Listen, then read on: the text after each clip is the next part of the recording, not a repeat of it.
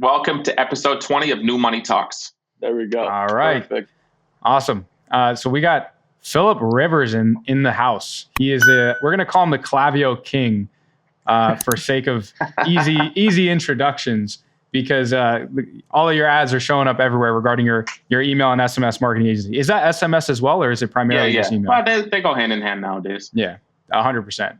So I think we're going to dive into a lot of different types of conversations within this chat, but you primarily are focusing on that business right now. We'll get into some of the other maybe business endeavors that you're doing on top of that, but I guess just give us a quick rundown of who Philip Rivers is for everyone who doesn't know who you are. And not the football player. You know what I'm saying? Yeah, I'm just a guy. I have claimed his identity before to pick up women, and it's worked, but we'll save that for another pod. So I've been in eCom marketing since like 2005, so mad long.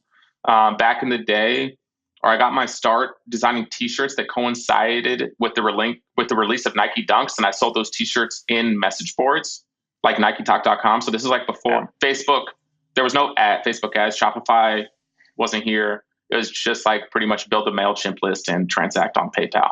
That's how like old school. Wow. So, and I just got good at building a list and monetizing. We didn't have flows. We didn't have triggers. We didn't have all the crazy stuff that we have now. It was very basic and fundamental, just like create demand, capture demand sort of thing. I had some ecom brands along the way. Most notably, we made this, my buddy was a jeweler. We made this brand that made the Cartier bracelet out of rubber. And we had like, I can't even remember, dude, like 30,000% margin, something insane. Nice. And these things sold like hotcakes until Cartier sent us a cease and desist for like the original design, and we were infringing on their mark, so we just changed the design. But then we weren't infringing on their mark anymore, but they like kept coming at us, so much so that on Black Friday they sent a cease and desist to Shopify to take down our products, and that like put the nail in the coffin on the whole business. And I was just like, jeez. I'm just tired of like playing this cat and mouse game with them, even though they just have endless money and we can't do anything about it. So I said screw it. And then I started the agency like in 2018. At the time, I was doing like a bunch of different stuff, like ads, web design, email. And then I was just like kind of jack of all trades, master of none. And then I was like, to like turn the corner, I got to just focus on one thing. I chose email because I knew it the best and had the most confidence to sell it. And I knew I could deliver results there because like from media buying standpoint, I wasn't good at the time. And then just built it brick by brick from there. Sold the agency in May of 22. I'm a partner of the agency thank you, Doug. A partner of the agency that acquired us. And so now I run email there, but I'm really more so focused on like the marketing and the sales aspect than actually like strategizing and being in the accounts, with the exception of like two, 3 or 4, just so I can like stay sharp and like do cool stuff. But really, I'm just much more interested in like the ads, the funnels now, rather than running email within these accounts. Yeah, I think that's where people see you though. Like in all the ads, like right now you have the one that's popping. We're talking about you as like the Klaviyo King with the crown and everything right now, right? So you're definitely good at that. Game of Thrones, yeah. Dude, it's like it's hard, bro. Like I had the one ad that like put me on was this had to be 2019. I did like an inside the account ad where I like audited a Klaviyo account in the ad. That was like the first ad that like took off, and the whole business changed after that. I wrote that ad for like maybe a year and a half. Wow. But I've always been doing creative testing to find a winner, but it's hard to find a winner. Like Kyle, you know that just from running ads for brands and stuff. So it's the same thing. But I got lightning on a bottle right now. So I'm going to ride this bad boy till it fizzles out. Yeah. I'm actually curious because like you said, you started in 2005, right? Which is like super, super early. A lot of the guys who are like listening to this, or guys or girls like younger and stuff like that, they usually just like found like Shopify or like drop shipping through like YouTube. Like, I'm just curious, how did you find this whole like e-commerce, like digital marketing world, like back in 2005? It was by accident. Like at the time, like we didn't have the what's the word I'm looking for, dude? Like the environment, like the environment that we resources? and the resources or the platforms that we have now like did not exist. So at the time, it just sort of like stumbled into it because the brand that I had that we were designing these T-shirts, my buddy was like a graphic designer, like he was like a graffiti artist, and he was like he got arrested, stopped doing graffiti, and then was like started doing this. And so then we sort of, and he just happened to be my roommate, just happenstance, just by luck. And we were just like talking one night. We're like, why don't we just like start to distribute these on the internet? At the time, there was no storefront, so all we knew was forums. So we just started talking about them in forums, and it was super like grassroots, dude. There was no like master plan or anything like that. It was literally just, we have some teas, let's try and move them. And at the time, this is 2005. It was still very like Web 1.0. So I guess what I'm trying to say is our focus wasn't even eCom. Our focus was getting these designs in stores, because at this point, 18 years ago, like that's all that there was. So we got this brand into 18 stores in Cali. Nice. And then, we're just like in college and interest change and we go our separate ways. And we weren't like very professional about it. You know what I mean? But it was a good like learning experience. Oh, for sure. That's awesome, because it's definitely like, I guess nowadays the younger generation, like one of the last podcasts we had, like someone was like, I'm like leaving the e-commerce world because like it's just a bunch of like 19-year-old kids on TikTok and stuff. Like you see a lot of that type of stuff. So yeah, I'm always like curious of like the origin story of like how people kind of got there, and like that is very interesting. And I think like the next piece that's kind of cool is like the agency, right? Like that's kind of like what got you on the map, and kind of people know who you are through Tetra and stuff like that too. A lot of the ads and everything you ran. I think it's probably valuable for Kyle as well too. Like anyone who's like owns an agency or a service-based business, if you can like walk through like what your whole thought process / like kind of model is in a sense when it comes to stuff. I think it's interesting. Ads? Yeah, like for ads, but also just like acquiring customers, right? Because like at the end of the day, all these service companies are just like acquire customers, just like eCom, acquire customers and retain the customer, right? Yeah. But you do it like differently than most people. Most people have like full like SDR sales team, like outreach and stuff like that, while you're doing more of like an inbound funnel type of thing, right? Like how'd you even come about that? Like where'd you find that? Like where'd you even think of that stuff, So I like when I was coming up, I was doing the cold outreach stuff also because I had no money, right? And I also didn't know media buying at the time. So what changed? When everything changed, I jumped into traffic and funnels, which was like a mastermind that was around at the time, right? This is like 17. I think I jumped in there in 18.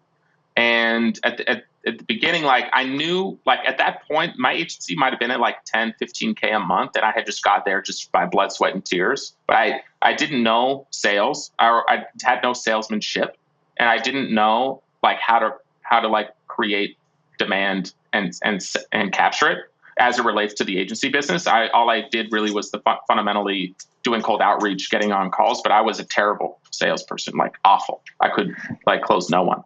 So as I started to go through that, I got exposed to like how to set up a funnel for like service or coaching business. And then I got exposed to like how to run ads, but I had someone, like I always grew up playing sports. So for me, it was always very helpful to like have a coach, someone that I could like bounce ideas off of, and to like compress timeframes and minimize mistakes. So in that mastermind, that was the first time I was like exposed to someone that ran ads that I could like talk to and get them to look at my shit and tell me what I was doing wrong or right, and so on. So it really just came from me being in there and being around other people that were 10x the size that I was, 20x the size that I was, and be like, oh shit, like, dude, I thought I had this figured out at 15K. There's motherfuckers in here doing, 100 G's, 500 G's a month. Like I'm nobody. But it's just like, just being next to them just changed my whole worldview of like what's possible. And so much so that when I started, I was like 10, 15K a month. By the time I sort of phased out, if you will, from that, I was doing a couple hundred a month. And so then I was like literally the opposite of where I started. And it was just that the perspective shift was interesting, I guess, to like experience that. So that's where I learned it. But dude, I think like once I got paid going, like the biggest sort of like thing for me to overcome at the time was like spending money and it not working. And that was the thing where I was just like made I made sure I was comfortable like taking the L for a period of time while I figured it out, knowing that once I figured it out, it would be well worth it. And so there was that like sort of like dip where I'm spending bread, but my sales isn't there. The offer isn't like locked in specifically, but I just kept at it and ultimately turned the corner, and kind of the rest is history. And a lot of agencies don't run paid. I don't know why. I don't know if they don't know how to do it. Almost nobody does. Like actually, like no one does. It's like, what I see people do it, but they don't do it like for a period of like long enough. Like now I've been running ads for 5 years. I see people run them for 3 months. So maybe they're playing different game. Maybe they don't have like the metrics dialed in of the funnel. Maybe they don't have the sales chops. I don't know, but like, yeah, no one really runs paid that much. Yeah, everyone's doing the cold outreach. Like, Kyle, I'm curious because like you're running ads now, I know, for scale brands. Yeah. Like, how's that going? Yeah. Like, so our biggest thing was we wanted to have acquisition dialed in foundationally with like emails, with maybe a little bit of inbound, like, but where we could avoid paid as long as possible. And then now paid has been like just an accelerant to what you've foundationally built as an agency. So if you have an agency that can't acquire clients through like email marketing, through like maybe like a little bit of inbound, things like that, then it's probably not going to do that well with paid ads. And it's more of like an offer issue than it is like a how you're getting in front of people. Because ads just gets you in front of more people faster, and it costs more than emails. So like we found that once emails started to work a little bit better and we started to kind of have our offer dialed in, then when we went to ads, it was just a matter of like the creative testing, VSLs, like just getting all the metrics dialed in. And we've started to get some pretty consistent like lead flow from that. And now it's just a matter of like spending more and then getting more of that dialed in on the creatives and offers and stuff like that. So ads is something that like I wish we did earlier, because like even when we weren't doing that well with emails, we probably could have done well with ads, because our issue just wasn't getting enough calls on the calendar, and ads will be the best way to solve that. But then if you don't know how to close those leads, and it's like everything goes full circle. What's up, New Money Talks fam? Quick one for our sponsors over at Limitless Financial Solution. James Jang and his team have helped over 1,000 people fix their credit or acquire the necessary business funding that they needed to be able to deploy that into passive income streams. And so if you are a business owner looking to fix your credit or acquire business funding of any kind, definitely make sure to check the link below this video, and make sure that when you reach out to James, you mention that New Money Talks sent you, so you can get that New Money Talks discount. James has helped over 1,000 people fix their credit or acquire funding, and cumulatively, he has helped his clients generate over 15 million in business funding. So if you need funding or you need credit fixing, James is your guy at Limitless Financial Solutions. So check out that link, mention that New Money Talk sent you. Back to the podcast. Yeah. And there's also like, it sounds easy in theory, but in practice, it's more intricate than it is, right? So it's like, what's the funnel? And like, then what's the follow-up, and then how good are you at closing? But like, even for me, I've been running ads for quite a few years now. Like the funnel has changed in terms of like the lead magnet entry point. Like it started with a long form VSL, short form VSL, some like, I would say resources. And it, like that's the other piece, like this shit doesn't work forever. That's why a lot of times people like start for 3 months, the creative fizzles out, or the funnel like isn't hitting with the market. Not to say their offer sucks, but whatever they're doing to attract people isn't hitting. And it's like, dude, it's a grind. Yeah. So like how much are you spending to like test per se? So like somebody who's like, I don't know, 24, 25 years old, who has like an email marketing agency right now and wants to like actually try this out. Like, what do you think is enough to like know that like, all right, this worked or it didn't work? Or like, you think it will work no matter what? Just like, you just have to keep trying. Like, what's your thought on that? No, I don't think it'll work no matter what. Cause I see like a lot of people that will like rip stuff from other people, but it's just a clear rip. And not to say that the market knows, but maybe just like the universe knows. And so because it didn't authentically come from you, it like doesn't get traction. Like it's forced, like I've had people rip off ads like crazy before. And funnels like verbatim. There's this one fool, he's in Europe. I don't even know his name, but he ripped off the ads in the funnel verbatim. And I'm just like, I'm not tight about it. I'm just like, this can only go so far if you're using my brain for your shit, sort of a thing. I would think like, the smaller agencies, like what they're missing is like understanding the costs of the funnel end to end unit economics, like cost per, like how many calls get booked, how many they cancel, how many get taken, how many of those calls that get taken do they offer, how many offers do they close, and knowing what like the dollar amount value, what's it worth to them, but what's it cost them also. Like it took me a while to figure that out. I didn't know at the beginning. I was just like, can I get leads for under $25? Because that's what I was told was a good target. And That's what's like the clip at which, nowadays, what's the clip at which people opt in, and how much does it cost me to get a client? So at the beginning, it was very sort of like fundamental, but it just took me trial and error and just time to figure it out. You know what I mean? Even for myself, like, what are you using to track all this type of shit? Like literally Excel, or like you guys have a software somewhere? Just spreadsheet. Just spreadsheet. So like every week someone's just like keeping track of all this type of stuff? Yeah, I don't even get that granular with it. I used to get super in the weeds, but I found that was just more work than it was worth. Like there was really no point. Okay. It just like busy work to like make myself feel like a better media buyer. So like what are you tracking? If I could ask. I'll check. If let's say I start put new creative in, I'll wait 3 to 5 days depending on the spend. Just check what the CPMs are, what the cost per click is, what the cost per page view is, and then I'll see what the conversion rate on the pages to back into cost per lead and cost per call. And I just go off a gauge of like, are the cost per lead and cost per call within KPI for me, even if they're a little expensive? And if so, I'll let it ride or add budget. And if not, I'll kill some creative and put new creative. It's like really simple, actually. 100%. I like that. I used to get a lot more granular, but it was just like wasn't worth the effort.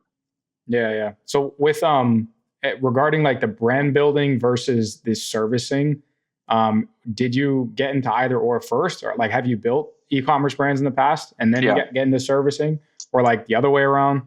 No, I did ecom brands first, and then service later. Like I guess for me, when I started the agency, so at the time when I started the agency, I had two things going. I had a supplement brand and the agency at the time. With the supplement brand, it was self-funded, so I didn't raise money for it. It was me and I had this girl as a partner. But I wasn't good at media buying at the time. I didn't learn from anyone. I just like watched some videos, tried to piece it together, but I couldn't get the unit economics of the business to work to be profitable. So ultimately there was a churn problem, and I was playing the game as if I raised money, but I didn't raise money. So I just couldn't play that game for too long. And so like it was, the business was break even, which is all in all is not a bad thing, but for supplements, it's like kind of weak. And so I remember talking to my dad about this at the time, about like the supplement brand and the agency. And he's like, dude, you have 1 foot on the dock, 1 foot in the boat. You need to like pick one and go. You can't like try and do both.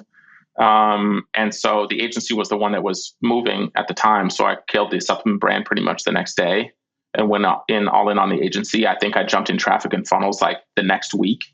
And then it was like the rest is history. Yeah. To say that again. So if someone were to ask you, let's say, someone who's 22, 23 years old, they just got out of college and they want to start up a business and they're torn between creating an agency or a service-based business or starting and building their own e-commerce brand, what would you advise them to do? I would say agency. Simply because like with eCom, there's a lot of factors working against you nowadays that we had before, but not to the same extent, right? So there's the whole like supply chain question mark with where shit's being sourced from, especially if it's like China or whatever. There's the cost of goods, like that's just a factor in the cost of running the business, right? That just takes margin. And then you have everything that's happening with the cost of ads, iOS 15, and who knows what the future holds with all of that. And so I just think like if you're coming out of school, have no money, the fastest path to cash is agency, not ecom. Ecom's very capital intensive. That's like the one thing that the gurus don't talk about. So they sell the dream, but not like the application of like actually operating that thing. And it's hard. So that's why I would say service. And why I like service, especially coming out of school, is like you'll learn real world skills with respect to like marketing, selling, and like managing the relationships. You'll get a crash course in that really quick, which if you can do those, if you like get stronger in those places, like you can do anything after. Like now, like I was older when I learned all this stuff. But like with sales now, like, dude, God forbid anything bad happens, I can go sell for any offer and I'll make 30, 50 G's a month the first month. 100%. As long as it's a good offer. Exactly. Yeah, exactly. Yeah. So I say service for the kids for sure. I think a lot of people, like the next question after that. So it's like you make your decision, agency, eCom. Like you're older, so like I think you're good to answer this type of question. Like no offense, but like you are older. So like you make it. Say you like an agency for like a year or two, right? And like you make good money, right? What do you do with the money? So I think a lot of kids end up like doing stupid shit with the money, right? So if you were like 22, 23 years old and you do make a good amount of money, say like 6 figures, 7 figures, like net type of thing, where would you recommend people they do with their money, right? Because like I'm sure buying like a nice car and a nice apartment or renting an apartment at the right move, like what do you actually recommend for people who are young and do well and stuff like that too? Because I'm sure you've made your fair share of mistakes on that one. 100%, dude. I would say like stack chips, spend as little as possible, or just like be smart about what you spend. Like, you know, just dropping ends for a, like, you know, 5-10K a month lease is just like dumb. If you're 22 and single, what's the point? Like, it's just a flex, but it's just like a poor financial decision. And same thing with the whip. It's like, you know, that shit is sort of like fleeting. What's hot now won't be hot in 12 months, but then you're dropping, I don't know, a G, 15 hundo a month for a car. It's just like not the best move. I would say stack the money, invest in the stock market, something passive, not financial advice, by the way, and buy real estate. Buy real estate, 100%. Yeah, no, like I think that's like everyone's like, oh, I made all this money. Now what do I do with it? And then they're just like, well, it's sitting in my bank account. Everyone tells me I have to keep it in my bank account. And then you're just like, well, buy stocks. And then people start doing like penny stock trading or like. No, I'm not saying like day trading, like, even just like I know what you're saying. Yeah. Buy the index and real estate. You know, like you could do real estate passive nowadays in a way that you couldn't. It was harder to do 10 years ago. Like, you know, like Fundrise or any of these sort of like crowdsourcing real estate. Have you done any stuff like that, like Fundrise and stuff like that? Not those, just regular real estate deals. Gotcha. Like, but I'm saying it's accessible to people to do it. And then just focus on like growing the agency and like the one thing, like continuing to do the one thing. I think that's something that young people, even older folks, get tripped up about, is like, oh, one thing gets rolling, let me go do something entirely different. And then it becomes a distraction, and the main thing is what gets sacrificed.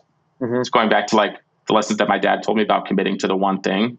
It like really changes everything if you can do it, but like keep the blinders on, not to get distracted. So like, dude, and I'm an entrepreneur, dude. I've been like, from moving weight to washing cars to whatever, I did that shit since I was a kid. So when I committed to the agency, I was like, I told myself, like, I'm not doing anything else until I can step out of this business and have it run without me. And it was just about the time that I sold, it like had got to that point where like, okay, now I can play around somewhere else that's related or unrelated. But that's like what kills most people in their progress is they get momentum and then they pivot and do something entirely different. What was that point where you were like, all right, if I don't come day to day, like if I'm not here for 2 weeks, nothing happens. Like what was the feeling like? I think a lot of people are always thinking that too, like, oh, should I just outsource all this and like it's done? Like, you know what I mean? Like how'd you know? I just like built a team that I trusted, and the processes were in a good place, and everything was just functioning. And it required less and less oversight by me. And so it's not to say they didn't need me at all, but I could definitely turn my phone off for a week and everything would be fine when I came back. You know, I can't do that because I'm like a masochist and like love working, but you get my point. Yeah. I had a question. What was your most invaluable hire for the agency? I would say it's really just like account managers. Just I would say like people that like are well-to-do, like want to do a good job and deliver and are trustworthy and say they're going to do it. They do what they say they're going to do. So I don't think it's a person. I think it's really just about looking at like the characteristics of the individuals that I interviewed, and if they were a fit once they got here, keeping them and like giving them more responsibility, but also autonomy.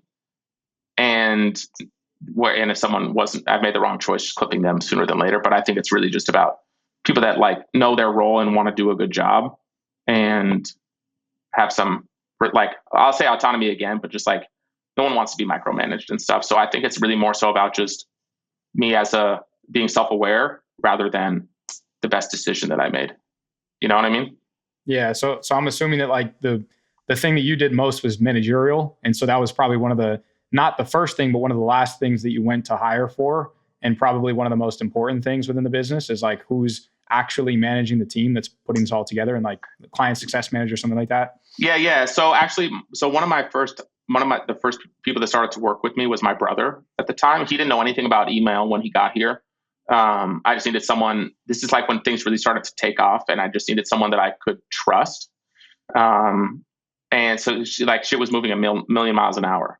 So then like, as I built the team, like he was the one that sort of like oversaw the account managers, checked work, was there for, emotional human stuff that came up or work problems that came up. That's not to say I was never looped in, but like he was always everything would go to him before me. And Elo, like he had his weaknesses also, like that he's not perfect, and arguably like he wasn't, as the business grew, he wasn't the best for that role, but he's the person that I like trusted the most, and he had been there the longest. You know what I'm saying?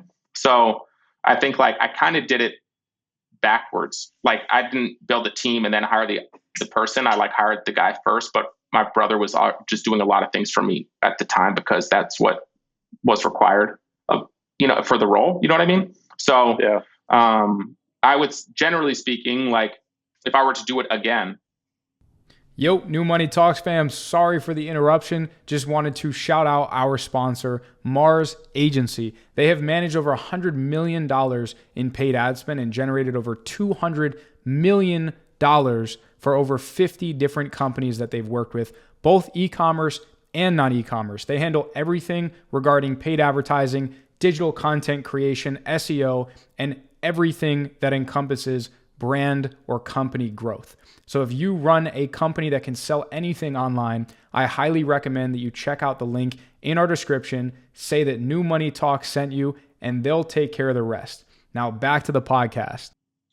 I would back out of the fulfillment first, which is what I did, but just continue to build out the team and then get the operational piece once there was a team in place to oversee the team. If that makes sense. My brother was kind of like utility player. Yeah, for sure. I'm also curious of like the acquisition too, though, because I think that's very interesting. Like not a lot of people get to that point where you have like a acquisition, and like I'm sure the team building was very important for that. What were you saying? Sorry, I cut you off.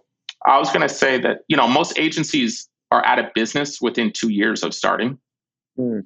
Like if you just look at the distribution of agencies that start, most don't last long. Because they just have no clients, pretty much. They just can't get clients. No, I think so. I think maybe they either can't figure out this marketing and the selling piece, or they can't figure out the fulfillment piece, or they get to a certain level. They're a very small team. They don't know what to do operationally to level up, and it's just sort of like they've taken it as far as they can. So the easiest thing to do is just move on.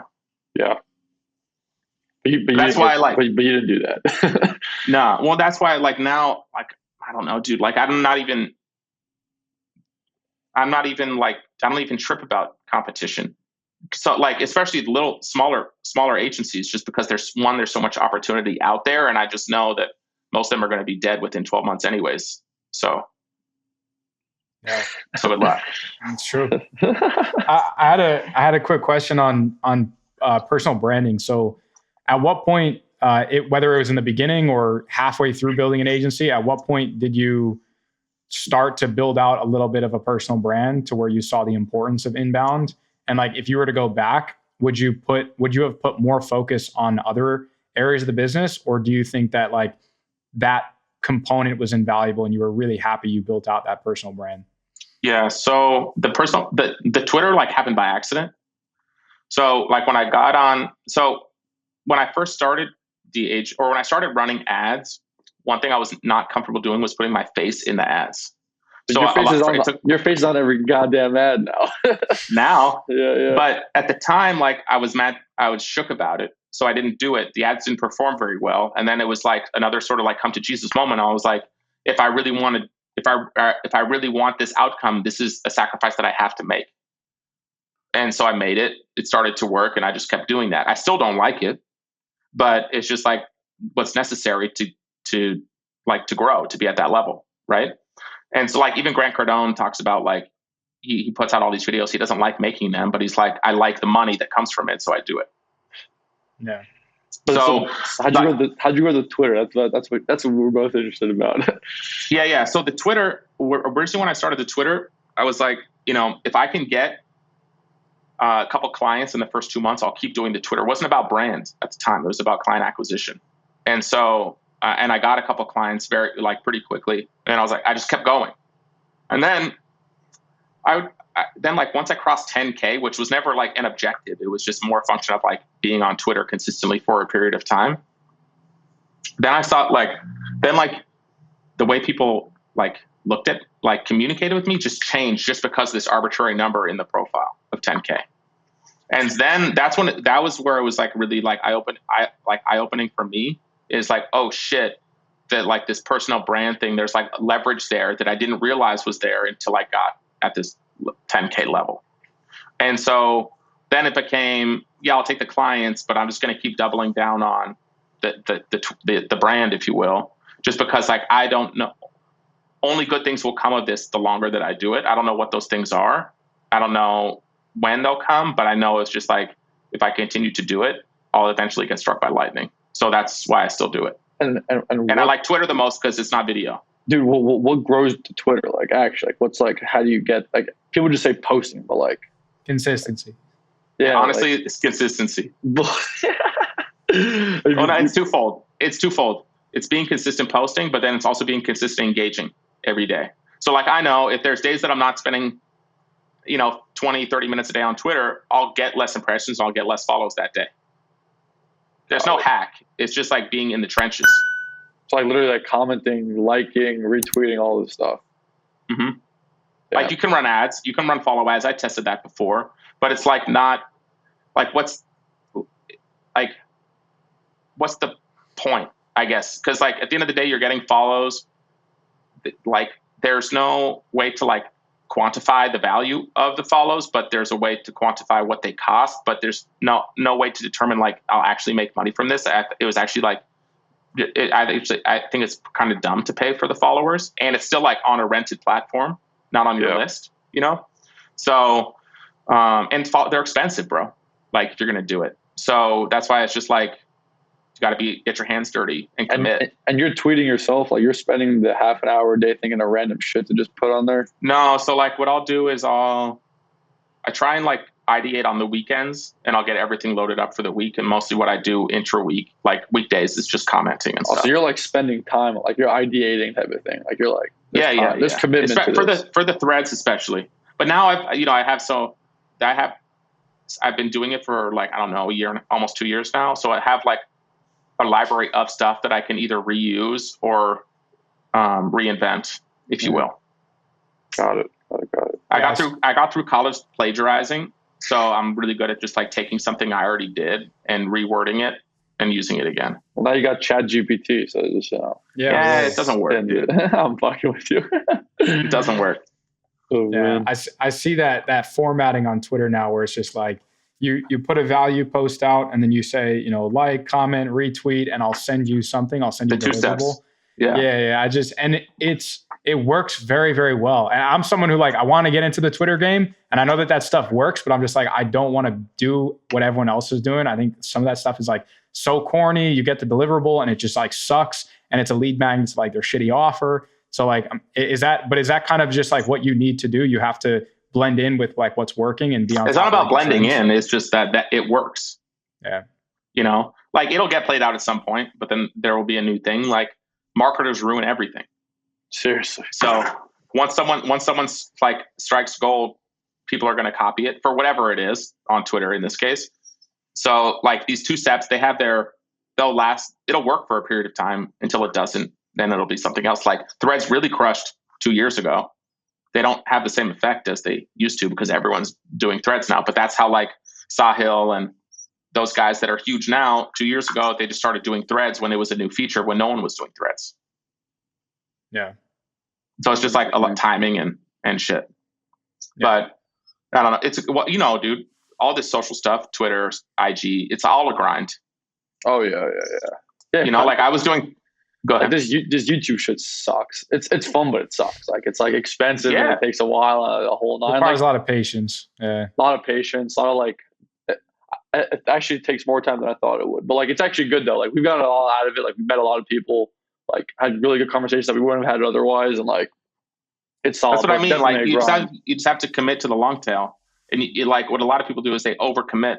They like try and do too many things, right? So like last year, Twitter was the main thing. I started playing around with TikTok, and but I didn't like enjoy making the short form stuff, and it like took energy. It didn't give me energy. Mm-hmm. So then ultimately I stopped doing it, and now it's like a graveyard. But I'm just like, even like with respect to Reels or YouTube, like in theory, yeah, I want to, but am I ready to commit for 10 years to do it? I can't. I'm not. I can't commit. So I'm just like, I'm not going to do it. Even though it's like, ooh, John and Kyle, they have this thing that looks dope. I could do that. Yeah, I could, but am I ready? Am I going to do it all the way, or am I going to do it for 8 months and say fuck it? Oh yeah. No, and like, and I think people don't see the stuff in the background too that you have to do to put it all together. Like it looks like, oh, just post. It's like actually, like you said, I'm on Saturday writing up these tweets. I have a whole library of these tweets. Like all this short form stuff like takes time, takes money. Kyle's like going crazy with like VAs and stuff all the time. Like yelling at me to post them. It's like it takes a lot to kind of grow that brand online. Yeah, man. Well, everyone only sees the finished product. They don't see all the dirty details. Mm-hmm. So, you know, it's easy to like think that we want the outcome, but most people aren't willing to make the sacrifices to manufacture the outcome. Yeah, and it's tough to quantify the outcome in the early days. It's just something that you have to stick out, and it's going to come, the ROI, the benefits, etc. And you can't, like we just had Dan Snow talking about how when he builds companies, it's not with the intention of getting them sold.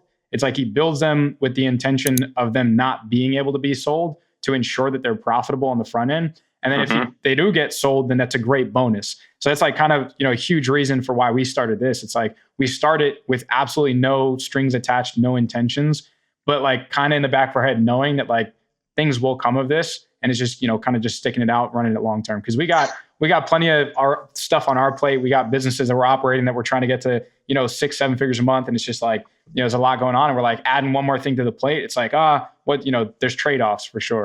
100%. Well, it's like, you guys chose YouTube. I chose Twitter. There's no wrong answer. It's just like, I like Twitter because I can just write. No video, no scripts, no acting. I don't have to like be in a good mood and shit, 100%.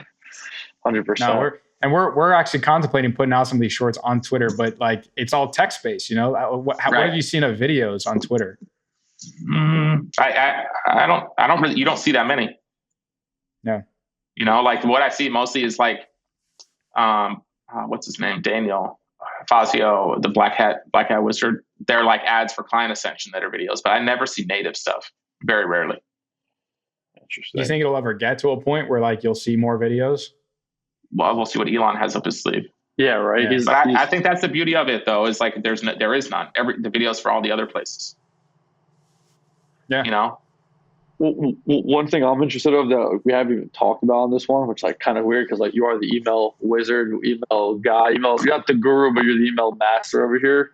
For anyone who has gotten to listen this far, and like a half an hour, 40 minutes in, share some tips and tricks, like new stuff that's working on email. Like I'll give you an example. Like I know when I used to do eCom maybe like 3-4 years back, like text-based emails were like just would destroy stuff. Like text-based from the founder type of thing. Like a few lines with like a link, those would destroy. Like I don't know if I'm sure stuff like that still works, but like what have you seen is actually working very, very well right now in email that people can use like on Klaviyo flow and stuff like that?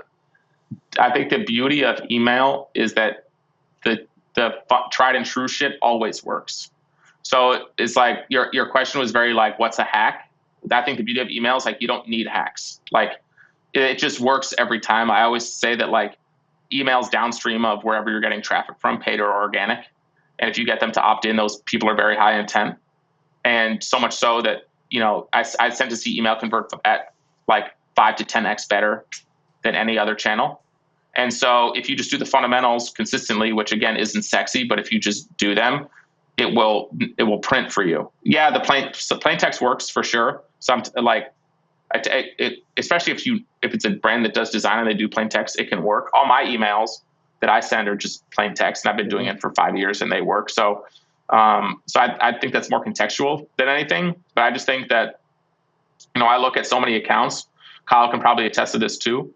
Like, what everyone misses is they like don't have their thumb on the pulse of how effectively they capture the leads from the traffic they're already getting. So opportunity is just slipping through the cracks that they don't even realize it.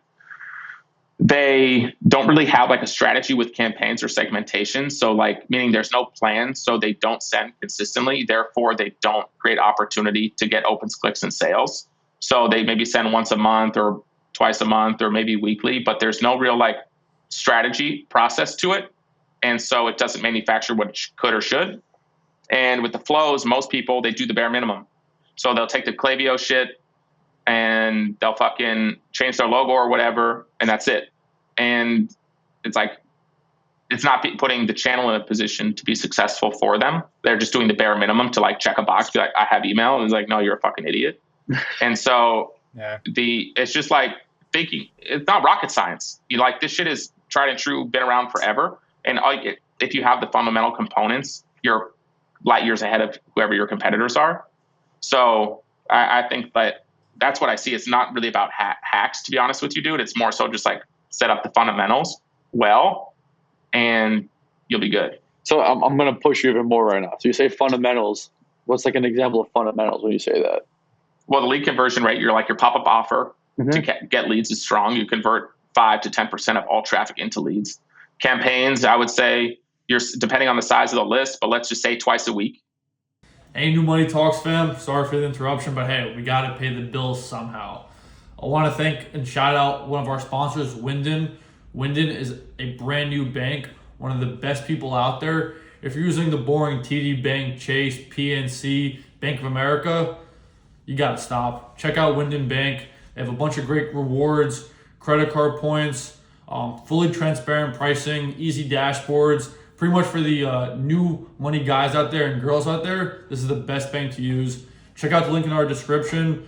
Hit the link, hit them up, tell them New Money Talk sent you, and that's about it, boys. Back to the podcast. You have, from a segmentation standpoint, like there's nuance to the segments because of what's being sold, the price point, and how frequently you're sending. So it's hard for me to say like do this for segmentation. And with flows, it's like you got to have like the core 5 in there, but not just using the templates that Klaviyo gives you, but like actually customizing them to the business. And so those are welcome flow, browse abandon, cart abandon, checkout abandon, and new customer. Like those are table stakes for everybody. There's big brands that I look at every week and they're missing one of those, or 3 of those 5 are wildly underperforming. It's not, they just don't know what they don't know. And they look at email as like the redheaded stepchild of their whole marketing ecosystem, and it shows. See, that's the free sauce I wanted right there. That's the free sauce I wanted for the clips. We're gonna clip that and boom. No, yeah, I see it too. It's like a lot of e-commerce brands, it's death by 1,000 cuts. Yep. It's like they're not doing one thing super poorly. They're just doing a lot of things not at an optimal level to where they can get it to. Yeah, they're just it's mediocre. And again, like email is always the thing. Like which is crazy to me that it's nowadays nowadays meaning e-com has been around for so long and is kind of mature. But like even after the iOS 14.5 stuff, like people are just like, oh yeah, does email work? I'm like, dude, this shit has been here since like the 90s. Yeah. Like, what do you mean? But meanwhile, they're like focused on like testing out Be Real ads or some shit. Be Real. So I'm just like, dude, this is like, it's a pillar. It's easy. Have you seen retention.com? Have you seen that? Yeah. What are your thoughts on that type of thing? 'Cause I thought like, I've like talked to them and stuff. And I'm like, this is kind of crazy. I don't know if you've seen that. It's like, yeah, no, I have. Like the non-opt-in or whatever. How the hell, like, what do you think about all that stuff? I mean, it's, it's dope. It's pretty dope. That's what I thought too. Yeah, it's dope. Like, I personally wouldn't run it inside of the main Klaviyo account, for example, if they're gonna run that tool, because like those people aren't opted in, so it is like not kosher from a legal standpoint, and I wouldn't want the lack of engagement or the sort of unsubscribes or spam complaints from those people to risk my reputation from my account broadly and my domain reputation. So I'm all for it. I think it comes down to testing and like, does it work for you and is it profitable? If so, like, I would just do it in an environment that's separate from the main Klaviyo environment, just to keep stuff clean. That's how just to mitigate risk as much as possible, because it's the risk outweighs the upside, in my opinion. 100%. Actually, I was talking about that too. I have to connect to this one guy. There's this thing called Maverick. Have you heard of Maverick? Mm-mm. It's like pretty much you record yourself once saying like, hey Kyle, like, thank you for buying this product. I think I have seen this. And then like it changes like the person's face and the words every single time, and you can throw it into a flow on Klaviyo. I put a few people on, like it does really, really well. Like, have you seen stuff like that do well, like custom videos and stuff like that for people? Yes, and I mean, honestly, not that much. I'm not in these accounts as much as I used to be. So like, I don't know. At this point, we have, I don't know, like 100 clients. I just don't know what goes on in all of the accounts or like the conversations that the team has. But personally, I've never seen Maverick applied anywhere other than their website. Yeah, I'm gonna put you on. I think that's actually pretty sick, though. I'll connect. All right.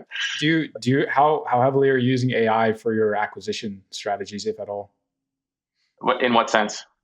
Like, are you having it build out copy are you having to build out, helping you assist with videos, with editing, anything like, are you integrating AI at all into like your? Well, so like from an editing standpoint, like the script. Sure. Or like copy, like we've been using it for split testing, like different copy, even for like outbound emails and stuff. Yeah. So I don't know, dude, I think like I've been putting together like a email marketing GPT course that I'm going to drop soon. But from a copywriting application standpoint, I honestly, I think that like as it relates to eCom, everything that I've seen from it is just sort of like, right? Like, it needs a copywriter. It needs someone to actually critique it to make it hit. And I feel like the tool tends to be very long-winded, which does not relate well, doesn't apply for eCom. For my stuff and the DR shit that I do, dude, there hasn't been anything where I'm like, this is fire. Like, so much, not that I would copy paste it, but it's just like, it's 80%, 90% of the way there. So I tend to use them more just for like ideation stuff from an avatar standpoint, and strategically, not for like out copy that I'm going to use in a campaign.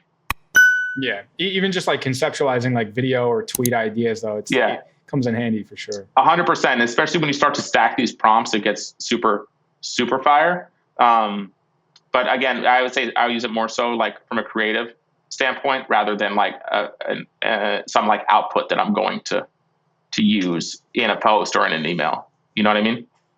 Yeah. But it is pretty damn cool. 100%. I know you have to hop off soon too, so I don't want to. Yeah, I have like 8 minutes. I don't want to keep it too close. Is there anything like else that you want to share that's like you think is pretty sick up and coming right now? That's like, oh, if people knew this, would be kind of dope, or just like. What do I got for you fellas? So like in eCom, one app that I've been using a lot is called Fondue. Okay. So it's like cash back instead of so people opt in and they get cash back on the second purchase as opposed to discount on the first purchase. So this solves a lot of the problems that a lot of these brands have right now, which is like, people are giving away margin on purchase one, which affects AOV. It affects like the LTV also, because right off the bat, they're giving away margin. So what's cool about this thing is you can give the market a better offer because they're not redeeming it until purchase 2. Interesting. And in which, so opt-ins go up, AOV goes up, and lifetime value goes up. And you don't guarantee a second purchase, but a greater likelihood of second purchase, because that's where they get the fat rip. The customer gets the fat rip is on purchase 2 instead of purchase 1. And most brands, they couldn't get a second purchase if their life depended on it. Smart. Yeah, this app fondue is pretty fire. Fondue would be a good sponsor for this podcast right there. I like that. We're going to use that, send it to the founder, be like, look, we already got you going. No, but before we let you go, I'm always curious about, high-level entrepreneurs' daily or morning routines, and if there's any correlation between what is always preached, the cold therapy, the red light therapy, the sauna, the gym in the morning. Are you just a wake up and go kind of guy, or are you like, you got your routine? So I drank all the Kool-Aid before of like fucking planning your day the night before and gratitude journaling and stuff. And it's just like the whole time I'm just like, this is fucking bullshit. I was like, am I doing this right? I don't feel tingly and stuff. It didn't work for me, if you want to say that. Like, maybe there's something wrong with me, but I think it's all sort of just like BS, and like a really good way for people to say, like, you have to do these arbitrary things to be successful, even though it has nothing to do with it. So now I have kids, so like morning routine, forget about it. But even before, so now the way that I do it, so I think kids, you're like living such a different life. Now the way that I do it is like, I'll wake up at 4, come down and work for 2.5 hours till my daughter wakes up, and that'll be the most productive time in the whole day. And then at night, once I put her to bed, it's like, that's like 8 o'clock. I'll come down and work for like another hour and a half, but I don't like have the energy at that time. So it's more so just like reading or tying stuff up. I'm not like actually cranking at the end of the day. And as long as I get a workout in, I feel like $1 million cash, and it's all good. But there's no like routine of bullshit that I'm doing. And I think a lot of people use it as a way to procrastinate getting to the main event. It's like, oh, I got to work out, then I got to do this, then I got to do that, then I got to learn this, then I got to do that. And it's like, and then it's 3 o'clock. Yeah, exactly. Yeah. Hormozy talks about this all the time. Yeah. And I think it's spot on. Like, again, I drank in Traffic and Funnels, they talked about this morning routine mindset, blah, blah, blah. And I did it. And I was like, dude, this is just like taking time. So fuck it. You heard it here. It feels like, fuck it, just work. That's a good way to end this. I like it. Where can people find you if they want to find you? And also shout out the agency too. You might get a client out of this. You never know. Twitter at the Phil Rivers. The same handle on all the channels, but there, LinkedIn is where I'm the most active. The agency is commerce12.com. That's it. And then for us, make sure you like, comment, subscribe, and share. Gotta subscribe. Subscribe is the most important. We're getting to 1,000. We're almost there. There. So, gotta subscribe. 100%. Appreciate you, dude. Thank you for doing this. I know you got to hop off. Thank you for jumping on. I appreciate you, fellas. We're going to link up soon in New York and Jersey, wherever. IRL, dude. We got to do it in real life. IRL. Sounds good, man. All right. Catch you later. All right. See you soon. Bye-bye.